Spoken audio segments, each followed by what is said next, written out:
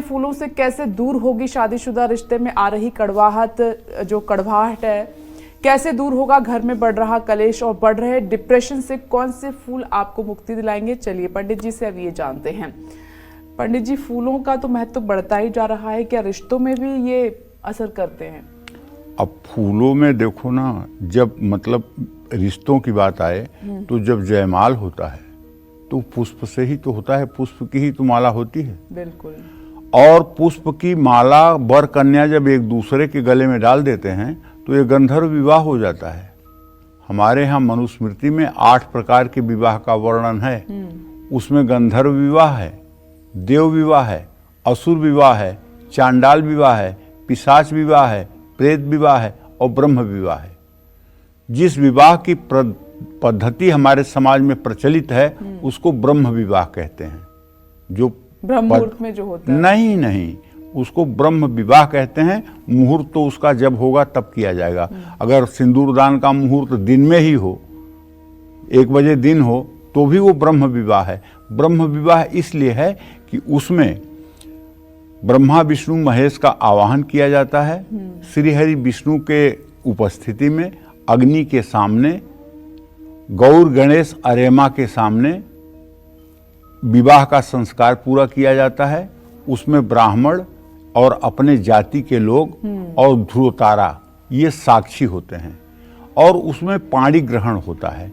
वर और कन्या का हाथ जब ऐसे मिला दिया जाता है, कन्या का पिता वर के हाथ में जब कन्या का हाथ इस तरह से पकड़ा देता है तो ये पाणी ग्रहण हो जाता है। ये ब्रह्म विवाह है।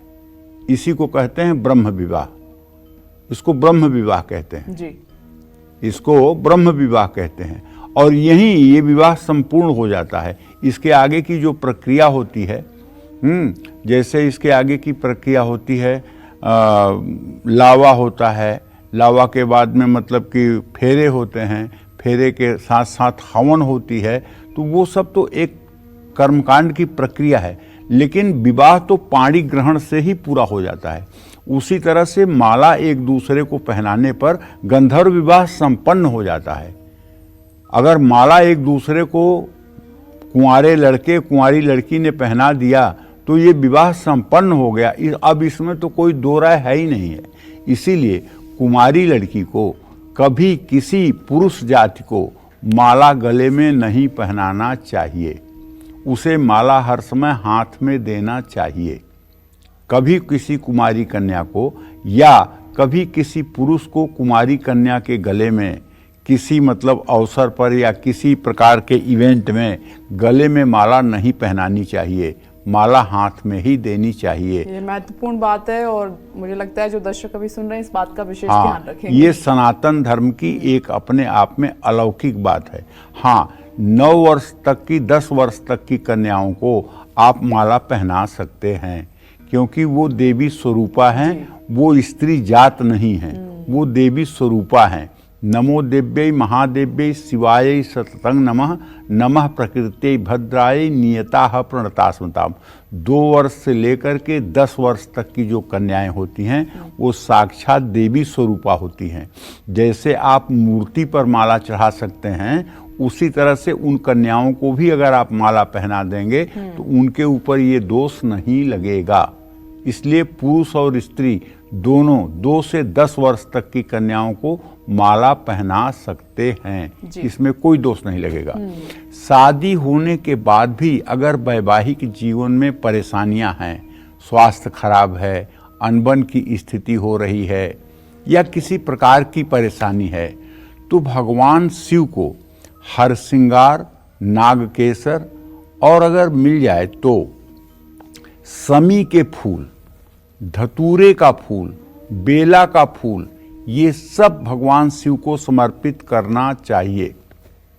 घर में सुख समृद्धि और धन लाभ के लिए भगवान शिव को आंकड़े के फूल चढ़ाएं। आप चाहते हैं कि आपके पास गाड़ी, अच्छा मकान और सभी तरह की सुविधाएं हों, तो भगवान शिव को चमेली के फूलों की माला चढ़ाएं।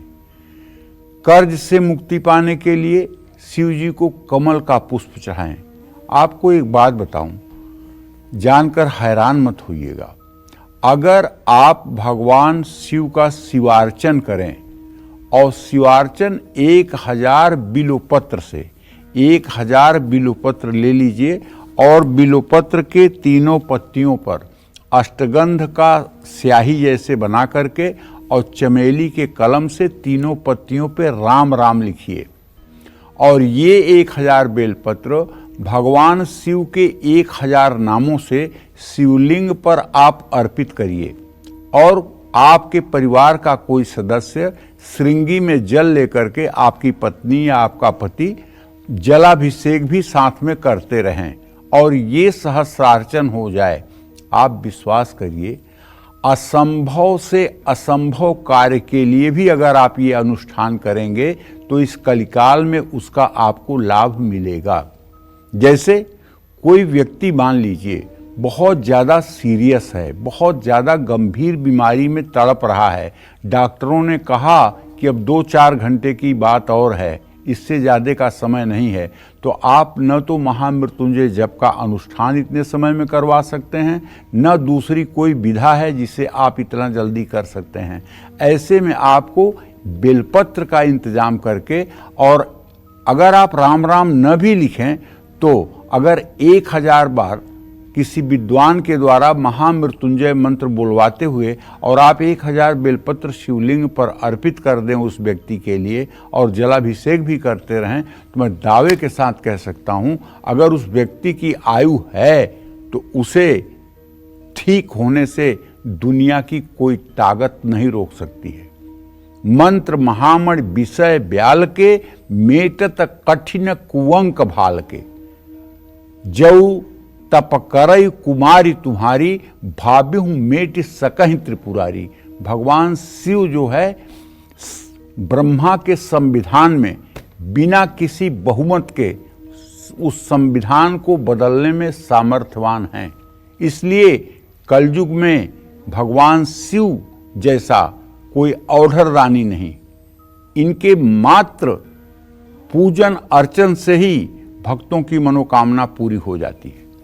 मनचाहे गुणों वाली संतान पाने के लिए धतूरे का फूल भोलेनाथ पे चढ़ाना चाहिए। धतूरे का लाल फूल ना मिले तो सामान्यतया धतूरा भी चढ़ा सकते हैं। तनाव, डिप्रेशन और मानसिक रोगों से छुटकारा पाने के लिए भगवान शिव को शेफालिका के फूल अगर मिले तो चढ़ाने चाहिए। भोलेनाथ को जूही के फूल चढ़ाने से जीवन में कभी भी अन्न धन की कमी नहीं होती है। परिवार में सुख, शांति और लंबी आयु के लिए भगवान शिव को सफ़ेद कमल के फूलों से पूजा करें। 3 पत्तियों वाला बेलपत्र शिव जी को चढ़ाने से हर कार्य में सिद्धि मिलती है। मान्यता है कि 3 पत्तों वाला बेलपत्र अर्पित करने से 3 युगों के पाप नष्ट हो जाते हैं। जय मां विंध्यवासिनी।